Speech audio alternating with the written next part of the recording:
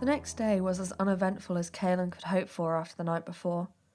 Lynn had apparently not tranced again, if the fact he had gotten through almost an entire book while not moving from his position next to him was any clue. Spirits hadn't been exactly high for the rest of the day, but at least they had still been talking, and Lynn didn't seem too shaken up by the experience.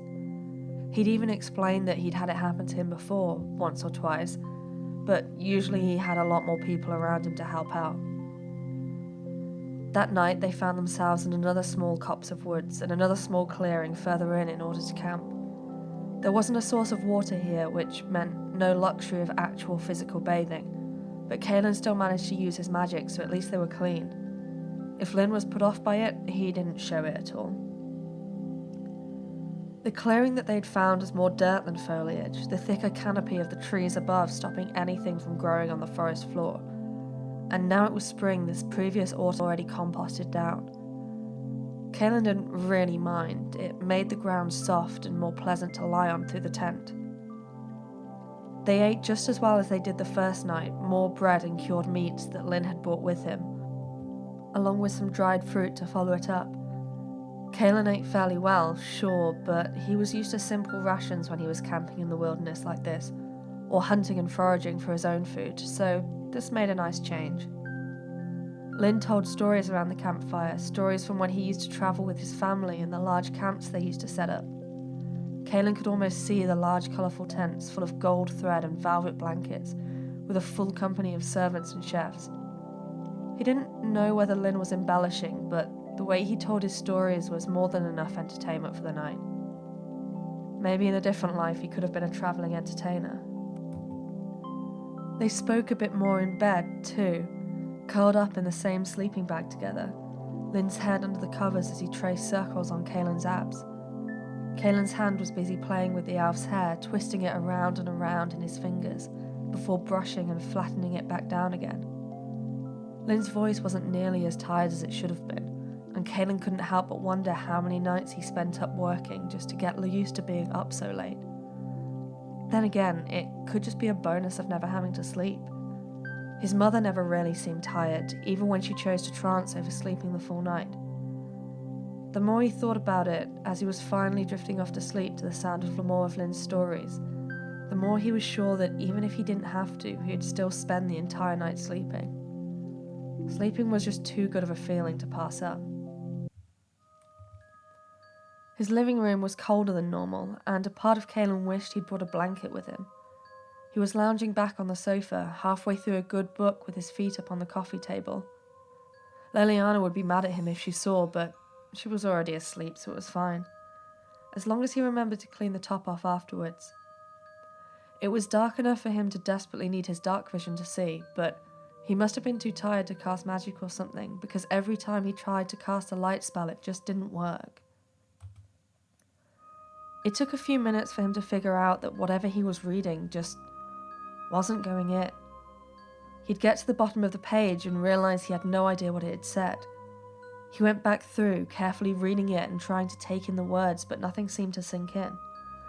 The more he thought, the more he realised that he had no idea what this entire book was about. Maybe he was just tired, but he didn't really feel it in his bones like he usually did. He closed the book, reading the front cover and the blurb and the spine and not understanding a word that he saw. He almost seemed like he did. He read the word when he got to it, but it just didn't seem to make any sense looking at an entire sentence. Almost like each word flew from his head as soon as he moved on to the next. His brows furrowed and he opened it up to a random page to see if he had more of a chance there. Was he ill? Had someone been messing around in his head? Halfway through trying to comprehend the page, desperately reading the words out loud to try and make them stay for an extended period of time, he suddenly saw a dark red spot appear on the paper. He stared for a moment, almost hearing his brain tick over as he tried to understand just what it was. Another drop, and a splash this time told him it was coming from somewhere above. Looking up, the ceiling was obscured, musky darkness stopping him from seeing the pale wood that he knew was there. Maybe it was later than he thought. Another drop fell from the darkness, almost in slow motion, hanging in the air before splashing down onto the book, this time sending smaller droplets scattering across the page. Kaelin almost instinctively held out her hand, waiting for the next drop before bringing it up to his nose to smell it. It was blood. The iron tang was unmistakable for someone in his kind of work. But why would there be blood dripping from the ceiling? He'd seen it before plenty of times, and it only really occurred when there was an awful lot of blood on the floor above. More blood loss that was really survivable. And the room directly above him was... He was standing up in an instant, book tumbling to the floor forgotten as he broke into a sprint. It took him less than a second to cross the room, vaulting over the other chair on his way to the door. Grabbing onto the doorknob, he yanked at it in a panic, struggling with it for a moment before managing to break through the latch and leave it hanging on the hinges. The hall was dark too, none of the light that usually streamed in from the street making it through the windows. Was it that late the streetlights were out? Had the usual lamplighters been held up somewhere and unable to complete their job? The questions were asked in the back of his head, somewhere buried, which screamed at him that something here was wrong, but he ignored it. There were much more pressing matters to attend to right now, and he could forget about the darkness. He hit the stairs running, taking them two at a time as they stretched up into the darkness above him. He kept up his speed longer than he thought possible. There was no way he had this many stairs in his house.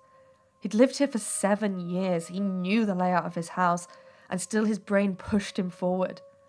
His logical brain had shut down entirely, engulfed by the sheer adrenaline coursing through his veins and forcing him to run faster, harder. Lactic acid filled his muscles, pushing through ache to a sharp pain that only intensified with every step he took. His 2 steps turned into 1. No matter how much he needed to keep going forward, he couldn't ignore the sheer exhaustion that was trying to take him over. No, not again, not to them. They deserved so much more. He couldn't leave them again. With a burst of energy accompanied by a scream, he used the last scraps of his energy to sprint forward, harder, faster than before. Still the stairs stretched ahead of him, a never-ending tunnel into darkness, but he had to do this. The top of the stairs came so quickly, so suddenly that he stumbled as his legs struggled to find the rhythm after so long pressing upwards. He didn't even have time to think as he turned, pivoting on one foot as he headed towards her room. The hallway stretched ahead of him, but he kept pushing forward. There couldn't be that much more, not that much further now. His heart was pounding in his ears, lungs burning, and he could almost feel the blood pumping through his veins. His eyes closed as he sprinted forward, hoping that focusing the energy he used on seeing on his legs would propel him further and further to where he needed to be. The thick wood of the bedroom door stopped him suddenly, pain blossoming across the entire front of his body, even though he knew logically that he wouldn't have hit it with every part of him at once. He opened his eyes again, groping blindly for the door handle in the pitch blackness that had overtaken his house. A scream of frustration left his lungs the longer it took for him to find it, and he took a few steps back to shove his shoulder against the frame. He'd never been the strongest man, but with every connection the door shuddered until it splintered under his weight. As soon as the door opened, his eyes were flooded with light. It was beyond daylight, it was so bright, and he had to blink 2 or 3 times in order to clear the spots from his vision. The difference was blinding, sending needles of pain into the back of his eyeballs and blossoming through his brain. His mind ticked over slowly as he looked over the room. It was so familiar. The pastel pink walls and the matching bed pressed against the wall next to the window. Small painted flowers that he knew were perfectly accurate to the ones found in the Bellata forest dotted around the walls. Enchanted paint letting them sparkle even in the daylight. It was full of pictures too, and paintings. His family, both close and extended, smiling back at him from the paper trapped behind glass. He remembered those smiles being full of love, happiness, but now they just looked cold and empty as they lay on the dressing table and desk in the room. An easel stood in the corner, paint still wet from the cruder family portrait that was in progress on the canvas. A brush lay across the floor, blue paint pooling on the carpet beneath it. Everything entered his brain at once, all of the information from the room that he either saw or remembered. But his eyes were drawn to the centre of the room, to what he knew was there and what he knew he had to face again.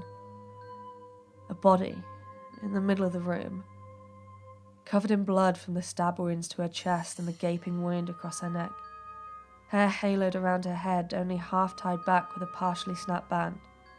Hands still clutched onto her mace where she'd gone down fighting. Maybe someday, Kaelin would stop hurting enough to be proud of her for that. He knew his eyes would follow the line up to the bundle of blankets on the bed. He desperately didn't want to, as if it wasn't true, as if he wouldn't look up, as if he could forget it had ever happened if he just resisted looking at those blood-soaked blankets. But he couldn't. He was stupid to ever think he could. The pink blankets were stained red, blood still wet enough to be glistening slightly in the sun. She tried to hide. She thought her blankets would save her. Kaelin fell to his knees, the shock of the impact jarring up his thighs to his hips.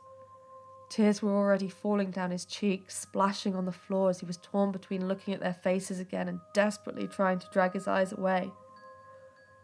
Hands came up to cover his face as he sobbed, falling to his side on the floor. This couldn't be happening. This couldn't be happening. This couldn't be. Kaelin came to with a gasp. Someone had been shaking his shoulder and he prepared a magic spell in his hands. He was going to kill them. They'd hurt his girls and they were going to pay. He could see two glowing red eyes before his vision adjusted to the dark, and they made him pause if only for a second. None of the men that did this had red eyes. It couldn't be them. After a few seconds, his eyes came into focus, and the red eyes surrounded by a worried face framed with long, red hair that reached the floor next to him. Lynn. Are you okay? Your heartbeat was going crazy, Lynn asked, ears dropped down with concern in his eyes. Kaelin couldn't tell what time it was, but it must have been earlier on in the night because it looked like Lynn was still curled up in bed and not reading like he usually did when he woke up.